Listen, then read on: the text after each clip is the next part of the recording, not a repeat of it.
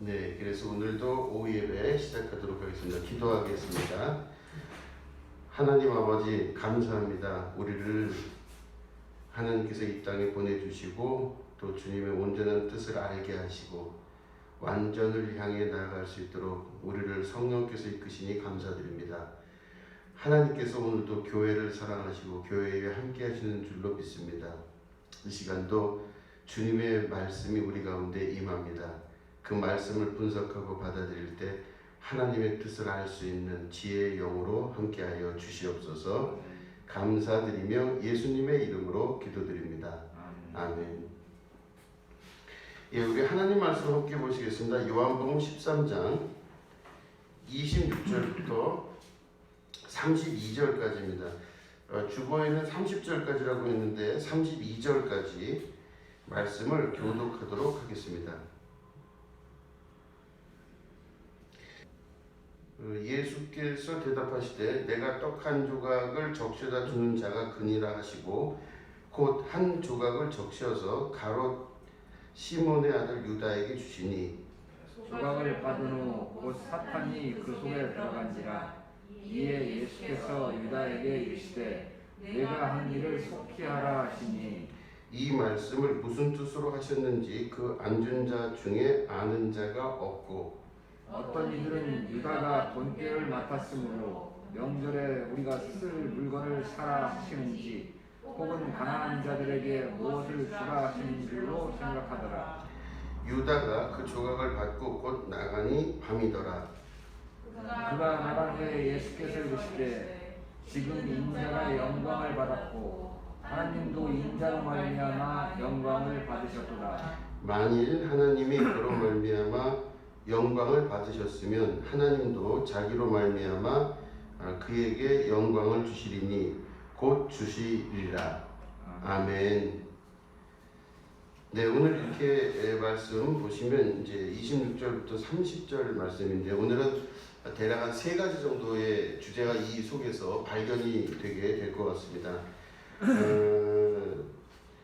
첫 번째는 우리가 27절에 보면 조각을 받은 후 사탄이 그 속에 들어간지라 이렇게 되어 있습니다. 우리가 지지난주에 말씀 나눴죠.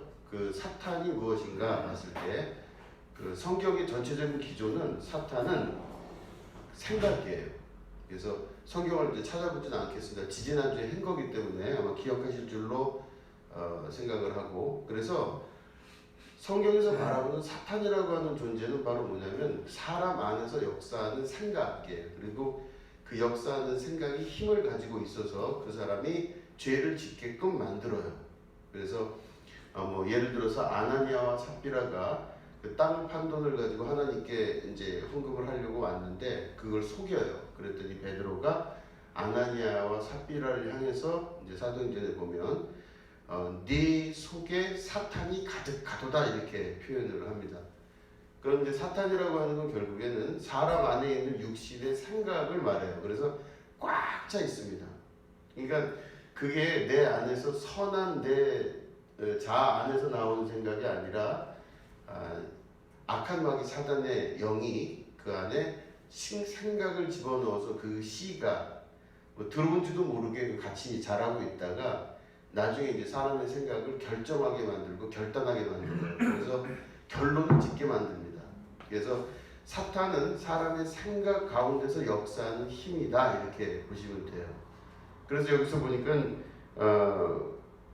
가룟 유다의 그 마음에 그저 그 조각을 받은 후 사탄이 그 속에 들어간지라 그렇게 됐죠. 그러니까 결국에는 외부로부터 들어왔다고 이제 이야기하는 것은 결국에는 우리 자체는 하나님께서 선하게 창조하셨는데 우리 마음의 문을 열고 그 속에 사탄이 들어가게 되면은 그때 생각을 하고 생각의 결론을 짓게 만들어요. 그래서 사탄의 역사가 나타나면 사람은 그 생각에 의하여 움직이는 이제 실제가 되면서 결국엔 악한 일들을 결론적으로 결정하게 만듭니다. 모든 일에.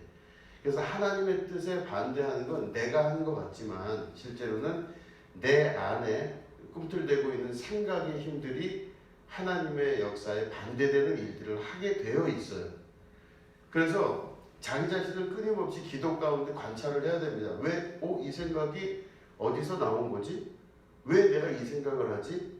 이렇게 자기 자신의 생각이 너무 당연하지만 그거를 객관화시켜서 볼 수 있는 눈이 필요해요. 그래서 기도가 필요한 겁니다. 그러니까 기도는 막 부르짖는 기도를 우리는 대부분 한국교회에서는 해왔지만 실제로는 자기 자신을 들여다볼 수 있는 그 기도를 하셔야 돼요. 그래서 골방 속에 들어가서 아무도 모르는 상태에서 나와 하나님 사이에 단둘이 있을 때 내 속에서 자꾸 나오는 그 생각이 왜 그 생각이 나오나를 자꾸 보셔야 돼요. 하도 익숙해지니까 이게 습관적으로 그 생각이 익숙하니까 당연히 내 생각이라고 생각하시지만 절대로 그게 아닙니다. 여러분 생각이 아니라 사탄이 그 속에 들어가 있을 수도 있어요. 그거는 어떤 사람이건 똑같습니다. 그래서 그 속에서 계속해서 역사하는 힘이 하나님의 뜻과는 반대되는 일들을 하게끔 만들어요. 그렇기 때문에 이 성서 기자의 이 관점은 그 당시에 당시 시대적인 상황으로만 볼 게 아니라 인류가 그러니까 하나님이 사람을 창조하신 이후로 계속되는 역사 가운데 그게 계속 작용을 해요. 그러면 그 생각으로 결국엔 내가 행동을 하게 되고 그 행동으로 말미암아 모든 것들이 다 깨지기도 하고 부서지기도 하고 새롭게 창조되기도 합니다. 그렇기 때문에 무릇 지킬 만한 것보다 마음을 지키려 하시는 말씀이 맞는 말씀이에요. 그 마음을 잘 지키고 생각의 결정을 잘 쫓아갈 수 있으셔야 됩니다. 이게 왜냐? 그 생각이 내 생각이 아니라 사탄일 수가 있다라는 것을 생각을 하셔야 돼요. 그죠?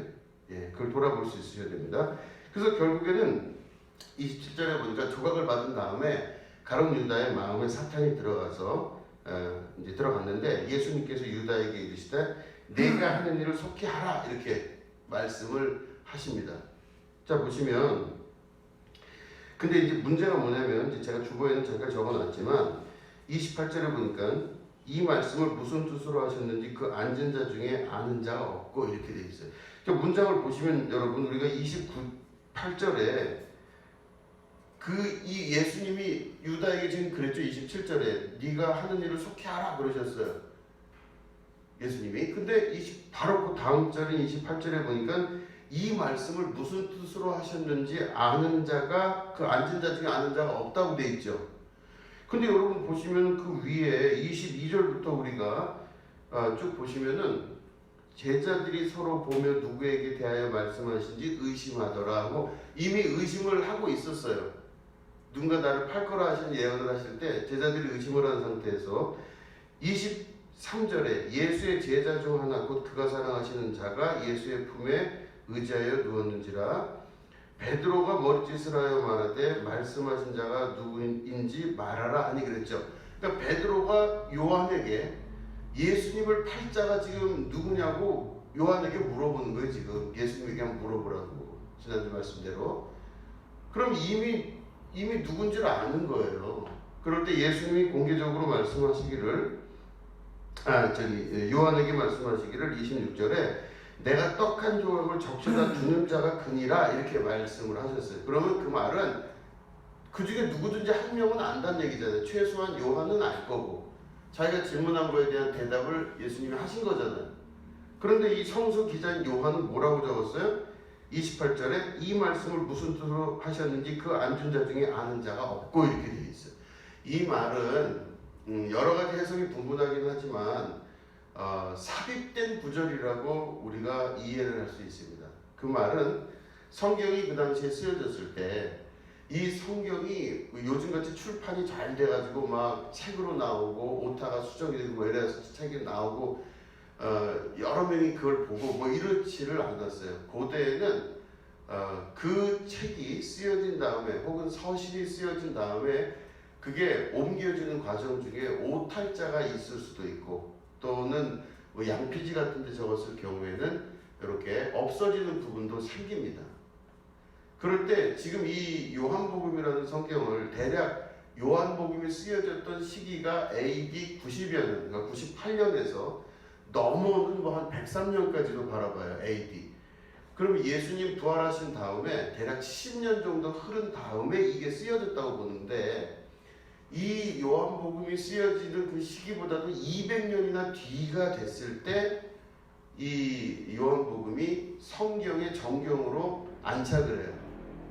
이게 진짜 성경이다라고 결정을 해요. 그게 AD 한 350년 정도 됐을 때 이루어지게 됩니다. 그 말은 성경이 그전에는 여러 성경이 많이 있었다는 뜻이에요. 그 중에서 로마의 국교로 그 콘스탄티누스 황제가 AD 313년에 로마의 국교로 기독교를 정한 이후에 성경을 골랐어요. 수많은 성경 중에서 성경을 골라서 최종적으로는 66권이라는 성경으로 결정을 그때 내린 겁니다. 물론 요한계시록이 원래 65권이었다가 요한계시록이 나중에 들어와요. 논란의 여지를 남기다가 요한계시록이 들어와서 66권이 완성이 되는데, 그렇다면 그 전에 있었던 많은 성경들, 뭐 성경의 종류가 너무 많죠. 왜냐하면 예수님의 말씀을 기록한 것들이 많았거든요. 예수님이 무슨 말씀을 하셨다, 예수님이 이렇게 된다 그러셨다, 예수님이 어떤 걸 하셨다, 이런 것들을 기록한 내용들이 그렇게 많은데 그 많은 것들이 한꺼번에 다 불살라졌어요. 분석행위라고 그러죠. 이 66권 이외에는 성경이 아니다, 만약에 다른 성경을 가지고 있는 자는 죽인다, 이렇게 된 거였습니다. 그래서 종교를 공고화하게 하기 위해서 콘스탄티누스 황제 이후에 성경을 66권으로 정하고 그 이후에 그것들을 이제 기록하는 작업들을 끊임없이 한 거예요, 필경사들이.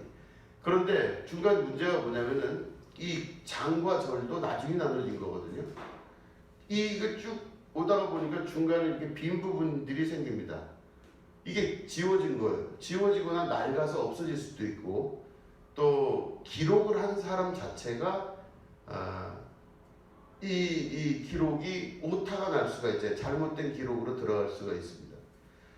그럴 때 이 기록에 대한 오타를 뒤에 있는 후세들이 해석을 해야 돼요. 그럴 때 이게 무슨 내용으로 쓰여졌을까라고 했을 때 거기다가 무리가 없게끔 나름 이렇게 소위 필경사들이 거기다가 집어넣습니다. 문장 내용을. 그래서 위에 있는 내용과 밑에 있는 내용이 서로 앞뒤가 안 맞아요. 이게 보면, 그럼 그걸 왜 알 수가 있느냐? 지금 여기도 말씀 보니까 22절부터 보면 분명히 제자들에게 누가 예수님을 팔 건지를 이제 제자들이 관심을 가지고 보고 있었잖아요. 내용상 보면. 그래서 베드로가 요한에게 부탁을 하기도 하고, 또 요한이 예수님께 여쭤보고, 그러니까 예수님이 내가 떡을 이렇게 집어줘서 주는 자, 그 자가 곧 나를 팔 자니라 얘기를 했는데, 이 밑에 보니까 아무도 그걸 알지 못했다, 이런 식으로 기술하는 걸 보니 뒤에 있는 것들이 삽입이 되었을 가능성이 높다는 겁니다. 그죠? 그러면은 이 부분에 있어서 이거를 아주 집요하게 더 파고 들어가면 예수님께서 말씀하신 그 내용을 아무도 알지 못했다, 이렇게 아는 사람들이 있을 거고, 그 중에 알고 있었지만 이것들이 기록으로 잘못되었을 수 있다라고 생각하는 사람들이 있는 거죠. 그럴 때 조금 더 성경을 깊이 있게 연구를 하게 되면 거기에 기록되어진 내용들이 잘못된 기록이거나 오타이거나 혹은 이 그 필경사나 이 안에 있는 편집자들이 자기 의도에 의하여 거기에 내용들을 적어나갈 수도 있다, 이렇게 볼 수가 있는 겁니다. 그죠? 이 부분 이해되시겠죠? 그렇기 때문에 성경을 보실 때 앞뒤 내용이 왜 안 맞는다, 뭐 이쪽하고 저쪽이 안 맞는다, 거기에 대해서 신경을 쓰지 마셔야 될 거는 중간중간 첨언하거나 삽입하거나 혹은 필요에 따라 빼는 내용들이 있었더라라는 걸 역사적으로 증명이 된 거니까 그렇게 받아들이실 수가 있으셔야 돼요. 그죠? 예, 그래서 이게 요한복음만 지금 우리는 하고 있지만 구약 시대의 많은 내용들, 히브리어부터 시작해서 뭐 여러 그 내용들이 이렇게 전달돼서 내려오는데 여러 그 오타들이 많아요. 그래서 그 오타들을 수정하는 과정 중에 잘못 알고 있는 그런 것들이 역사적으로 지금 우리가 사는 세계까지도 내려오는 경우도 있더라라고 하는 겁니다. 이 부분은 철저히 신학적인 것을 말씀드린 겁니다. 성서 해석학적인 부분을 말씀을 드린 거예요. 그러니까 오늘 참고로 들어주시면 좋을 것 같습니다. 자, 그래서 보면은 29절의 말씀 보니까 어떤 이들은 유다가 돈꾀를 맡았으므로 명절에 우리가 쓸 물건을 사라 하시는지 혹은 가난한 자들에게 무엇을 주라 하시는 줄로 생각하더라 이렇게 됐습니다. 이 말씀이 무슨 뜻인지 모르니, 그죠? 그러니까 지금 아무도 거기 앉아 있는 사람들이 예수님이 하신 말씀이 무슨 뜻인지 모르니 사람들이 생각을 그렇게 했다고 지금 요한은 기록한 거예요. 사람들이 뭐라고 생각했냐면 유다가 돈꾀를 맡았으므로 명절에 우리가 쓸 물건을 사라 하시는지 혹은 가난한 자에게 무엇을 주라 하시는 줄로 생각한 거예요. 그러니까 네가 할 일을 속히 하라 하는 그 얘기를 제자들은 다르게 생각했다 이거죠. 아, 이거 우리 모임에 물건을 좀 사라 하시는 거든가 아니면은 지금 가서 좀 가난한 사람들에게 나눠줄 그런 좀 뭐 이런 물건들을 사고 와라 이렇게 제자들이 들었습니다라고 기록을 한 거예요. 그죠? 근데 요것도 이렇게 보시면 자세히 이제 보시면은 유다가 돈꾀를 맡았으므로 다시 말해 재정부장이었던 거죠. 돈꾀를 맡았으므로 이걸 이렇게 해라 재정을 이렇게 활용하라라고 아마 예수님이 말씀하신 것 같다라고 추정을 한 겁니다. 사람들은 그 A, B, C, D 해서 이렇게 순서적으로 생각을 합니다. 그 사람이 이랬기 때문에 이럴 수 있다 이렇게 봐요. 그러니까 사람들은 그럼 이럴 수 있기 때문에 그 사람이 이렇다라고 봅니다. 그럴 때 이 너무나 당연하게 여겨지는 것들은 사람들의 겉모습을 보고 겉으로 보여지는 그 인식 가능한 모습을 보고 그 사람을 판단을 해요. 아, 이 사람은 이럴 것이다 이렇게 추정을 해요. 선입견을 가집니다. 그렇기 때문에 그 말은 예수님이 가룟 유다에게 하시는 말씀마저도 예수님의 말씀마저도 사람들이 어떻게 생각하냐면 자기들의 생각에 따라서 해석을 해요. 예수님과 가룟 유다와의 서로 간에 그러니까 가룟 유다가 그걸 알아챘다 뭐 이런 건 기록은 없죠. 근데 예수님이 하신 말씀마저도 제자들의 관점에 따라 해석을 한다는 겁니다. 그렇기 때문에 우리가 대부분 판단하고 생각하는 것들은 내 마음속에 이렇게 일정한 틀이 있어요. 그래서 내 마음의 틀대로 해석하고 내 마음의 틀대로 결정을 한다는 것입니다. 그러니까 여러분 모든 우리가 판단하는 대부분의 판단들은 예수님의 진리의 말씀이나 실제적인 진실의 말씀이 아니라 내가 알아듣기 편하게 스스로 해석하는 게 훨씬 더 강하다는 것입니다. 그렇기 때문에 우리가 우리의 마음을 자꾸 지키고 우리 안에 있는 해석의 구조들을 점검해 나갈 수 있으셔야 돼요. 왜 나는 그 소리를 이렇게 듣나라고 생각을 해보셔야 된다는 겁니다. 똑같은 얘기를 들어도 어떤 사람이 듣는 것은 또 다르고 또 저쪽 사람이 듣는 건 또 달라요. 그렇기 때문에 A, B, C, D, E, F, G가 다 서로 다른 사람들이 다르게 해석을 하기 때문에 진리가 될 수가 없는 겁니다. 진리는 하나인데 하나이신 진리가 여러 사람들이 해석하는 해석에 의해서 달라지게 된다는 것이죠. 그러면 여러분 진리는 하나고 사람들의 해석은 다 각각 다른데 그러면 진리되게 할 수 있는 자가 진짜겠죠. 그죠? 진리를 진리되게 하는 게 신앙생활입니다. 하나님을 하나님 되게 하고 예수 그리스도를 그리스도 되게 만들 수 있는 사람이 신앙생활을 잘하는 거예요. 예수님의 말씀을 각자 다르게 해석하고, 그죠? 예수님은 유다 보고 나 팔으러 가라 이 뜻으로 말씀하셨는데 어떤 사람은 아이고야 우리 물건을 좀 쓸 물건 사라 그러시나 보다. 어떤 사람은 아이고 가난한 사람에게 뭐 도우라고 좀 사오라 그러시나 보다. 다르게 해석하잖아요. 그럼 자기 머릿속에서 마음속에서 생각한 대로 해요. 예수님의 말씀은 한 말씀인데 듣는 사람들이 각각 다 다르게 들어요. 자, 그러면 우리가 어떻게 해야 돼요? 진리를 진리되게 한다면은 반드시 해야 될 건 뭐냐면 내 생각이 없어져야 돼요. 진리를 진리로 볼 수 있을 만한 눈을 가져야 돼요. 내 틀만 사라지면 돼요. 그럼 이 제자들이 만약에 그 틀을 제대로 갖고 있는 신앙생활을 했다면 어떻게 됐을까요? 제자들이 자기들의 생각의 고집들을 버리면 되는 겁니다. 아, 돈깨를 맡은 자니까 이럴 것이다. 아, 재정을 보니까 이렇게 됐을 거야. 이렇게 생각하는 부분들을 없애면 돼요. 그걸 없애고 그 사람을 순수하게 바라볼 수 있어야 돼요. 그리고 예수님의 모습도 순수하게 바라볼 수 있으면 돼요. 그러니까 예수님의 말씀을, 진리의 말씀을 그대로 바라볼 수 있게끔 자기를 청정하게 만드는 자, 그 사람이 곧 진리를 진리되게 하고 하나님을 하나님 되게 만드는 자입니다.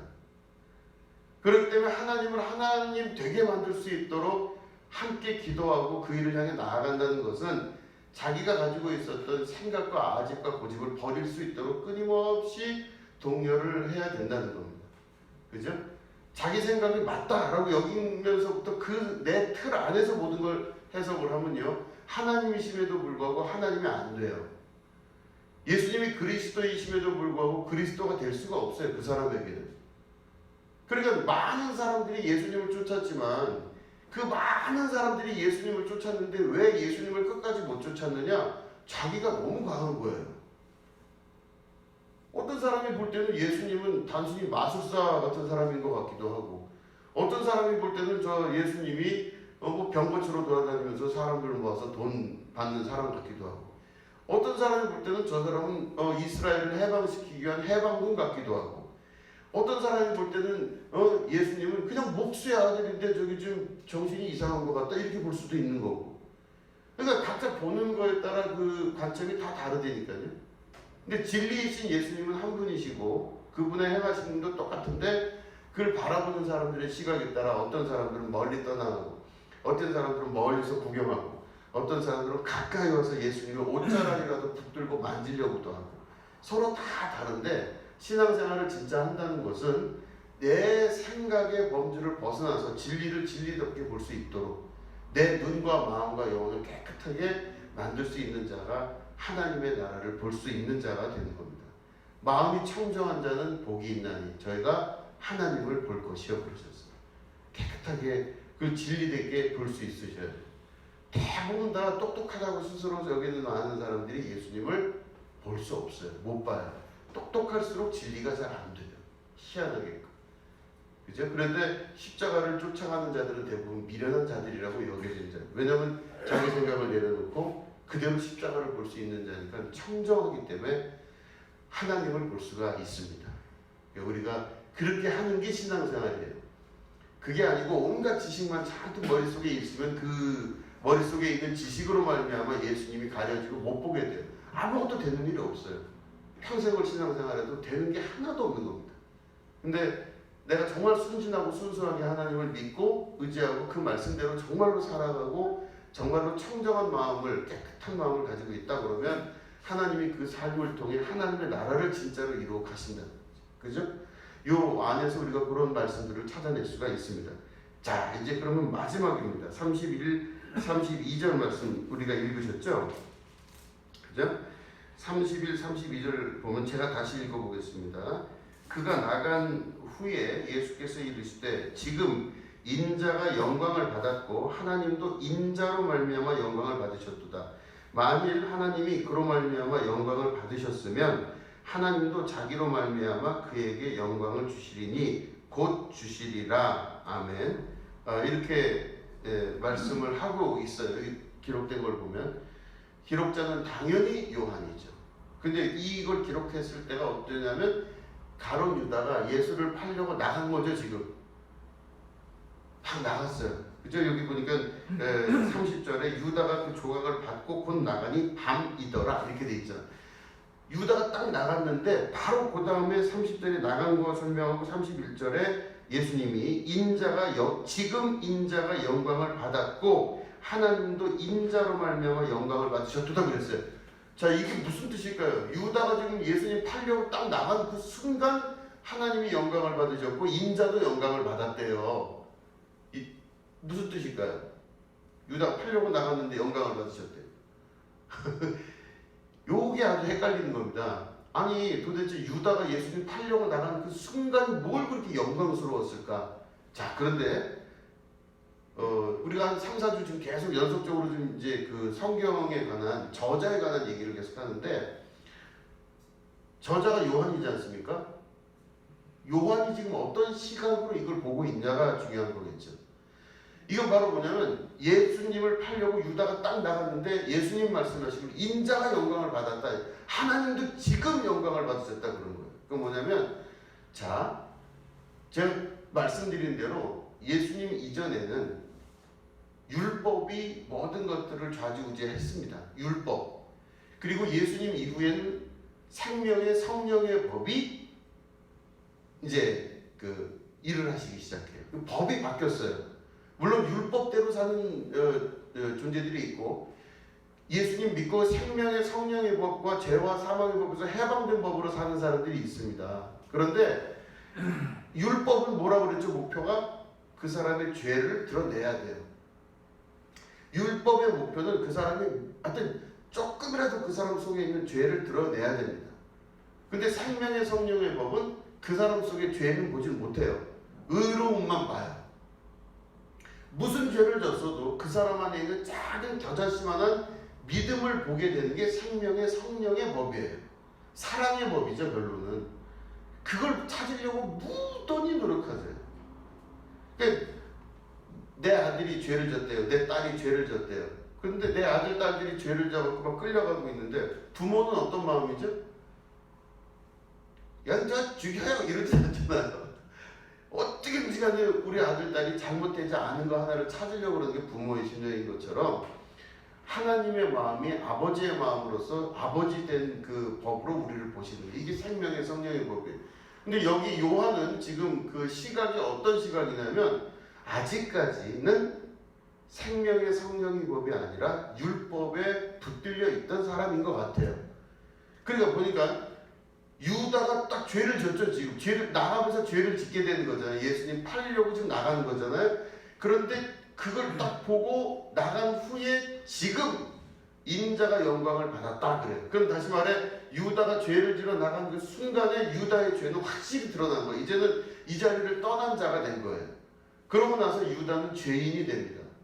그러니까 다시 말해 율법의 기준으로 봤을 때는 죄인 된 것, 여러분 율법의 목적이 죄라 그랬으면 왜 죄를 자꾸 찾아내려고 그럴까요? 사람의 죄를.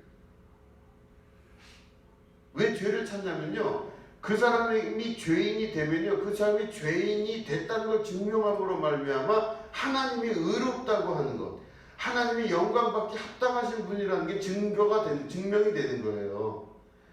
하나님의 영광, 하나님은 죄가 없으시고 하나님은 거룩하시고 의로우시고 하나님은 영광스럽고 하는 그 많은 부분들이 그 영광을 드러내기 위해서는 그분이 영광스럽다는 말만 한다고 되는 건 아니거든요.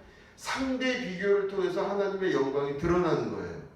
그러니까 죄와 율법이 일하는 건 바로 뭐냐면 사람들 안에 있는 악하고 더럽고 추악하고 저주받은 것들을 드러내므로 말미암아 하나님의 영광이 드러나는 거예요. 너도 죄인이고 너도 죄인이고 너도 죄인이고 너도 죄인이고 이 세상의 난 자 중에 의로운 자 하나도 없다라는 것을 증명해내면 율법이 그 역할을 하고 율법의 주된 목표는 바로 뭐냐면 하나님의 영광을 그 방법으로 드러내는 거예요. 그죠? 이해되시겠죠? 그러니까 다시 말해 가룟 유다가 딱 나가자마자 인자가 영광을 받았고 하나님도 영광을 받으신 거예요. 왜냐? 그 죄가 드러났기 때문에. 그죠? 이렇게 되는 겁니다. 그래서 결국에는 죄인이 그 일을 시작함으로 말미암아 그 사람은 죄인이 되고 하나님이 의롭게 되는 것에 대해서 성경은 끊임없이 이야기하고 있어요. 그래서 이 저자인 요한이 생명의 성령의 법이 아니라 율법을 완성하고자 하는 뜻 안에서 이런 말씀을 기록한 것으로 보는 겁니다. 이게 실제로 예수님이 말씀을 그렇게 하셨는지 안 하셨는지에 대해서는 분분해요. 왜냐하면 복음서의 다른 부분엔 이 내용은 없거든요. 그러니까 이런 부분으로 봤을 때 결국에는 율법의 역할이 더욱더 분명해지죠. 하나님께서 영광을 받으시는 것은 구약적인 방법으로 율법의 방법으로 보면 사람들의 죄를 드러내므로 말미암아 하나님이 영광이 되고 완전하신 분이 되고 인간은 불완전한 존재라는 게 드러나요. 근데 생명의 성령의 법은 어떻게 바뀌었죠? 어떻게 바뀌었냐면 그 사람 안에서 겨자씨만한 믿음 하나를 찾아내시려고 한다 그랬죠. 그렇게 되면 나머지 것들은 어떻게 돼요? 죄가 용서함을 받는 거예요. 그럼 다시 말해 지금까지 율법을 통해서 하나님의 의가 드러냈다면 이제부터는 예수님이 오신 이후부터는 용서와 사랑을 통하여 하나님의 의가 드러나요. 하나님은 용서하시는 하나님, 사랑의 하나님, 우리의 아버지 하나님이 진짜 되는 거예요. 율법의 하나님, 법률의 하나님, 법관의 하나님이 아니라 재판관의 하나님이 아니라 아버지이신 하나님으로 그 사랑의 하나님으로 모든 게 다 변하게 되어 있습니다. 그래서 우리가 사랑을 이야기하는 거예요. 이 사랑을 이야기하기 위해서는 교회 안에서의 사랑을 이해하려면 우리는 수도 없이 맨날 사랑을 이야기하고 사랑은 참으로 버리는 거, 내가 너희를 사랑한 것 같이 서로 사랑하라 하는 이 사랑이라고 하는 거에 분명한 의도는 바로 뭐냐면 하나님의 용서라고 하는 부분이 그 안에 들어가 있다는 겁니다. 인간이 어떤 죄를 져도 그 안에는 하나님의 용서가 있을 수밖에 없어요. 그렇기 때문에 사랑의 화신인, 그러니까 진짜로 사랑 자체이신 하나님은 어떤 죄도 하나님 앞에 용서함을 받는데 그 용서는 어떤 대가가 있어야 용서가 되는 거 아니겠습니까? 대가를 예수님이 치우셨다는 겁니다. 이게 바로 십자가의 공로이며 그리스도 대신 주님의 역사인 거예요. 그죠? 그렇기 때문에 이 말씀 안에서 율법과 생명의 성령의 법 사이에 분명한 차이가 드러나고 이 저자인 요한은 아직까지는 그 저수라는 기조가 생명의 성령의 법과 이 율법 사이를 왔다 갔다 하는 것 같아요. 근데 그 이후에 바울이 생명의 성령의 법을 정말로 강조하여 전하기 시작합니다. 그게 바로 로마서에 나오는 전반적인 이야기들이에요. 우리는 지금 어떤 법 안에 살고 있느냐? 율법이 아니라 생명의 성령의 법 안에 살고 있는 것입니다. 그렇기 때문에 잘못된 점이 보여도 또 여러 가지 그런 부분이 보여도 일단은 자꾸 눈을 감으려고 하는 그 이유는 우리 안에도 율법적인 요소가 있기 때문이에요. 우리가 율법으로 율법적인 판단을 하고 싶을 때가 있거든요. 그러나 끊임없이 자꾸 참고 견디고 용서하고 이해를 자꾸 하는 이유는 생명의 성령의 법이 내 안에서 성령께서 움직이시면 하나님의 용서를 우리 안에서 이루시려고 자꾸 일을 하신다는 겁니다. 그래서 우리 안에 하나님의 나라가 그때 이루어지기 시작하고 아직은 우리가 미약하지만 시간이 지나면서 점점 온전해지는 자로 인생들이 변하게 되는 것입니다. 이게 바로 말씀을 통하여 우리에게 주시는 하나님의 말씀이신 거죠. 자, 오늘 말씀을 통해서 여러분 은혜 받으신 줄로 믿습니다. 예, 기도하겠습니다. 하나님 아버지 감사합니다. 하나님께서 우리를 율법으로 치리하지 아니하시고 생명의 성령의 법을 통하여 사랑으로 용서함으로 우리를 받아들이신 줄로 믿습니다. 우리가 하나님의 그 뜻을 또한 이어받고 그 뜻을 잘 받들어 모심으로 주님이 온전하신 것처럼 우리도 온전한 자가 될 수 있도록 하나님 도와 주시옵소서. 감사드리며 예수님의 이름으로 기도드립니다. 아멘.